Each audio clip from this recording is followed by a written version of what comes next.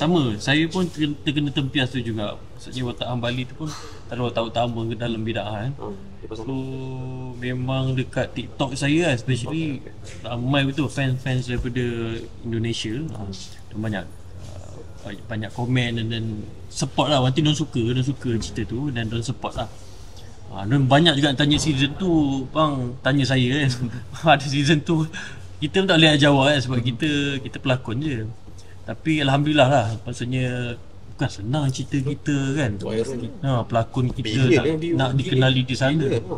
So bagi saya satu rezeki lah, alhamdulillah. Kata Tupang happy juga tak? Tupang bangga juga dengan watak Walid. Bila Faizal Hussein sekarang disebut-sebut kat kat Itu betul. Sampai cari watak Dulu kan Azroy. Sekarang Habis pejamkan Azroy. mata. Walid. Bayangkan muka. Dekat batin tanya. Adakah batin?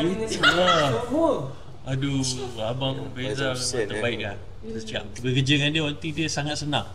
Senang, sangat mudah. Dia pun banyak juga bagi sharing kat saya. Best lah, best. Ada yang personal dengan Fatah tak bercakap pasal Hambali ke atau Fatah sendiri ke? Ada.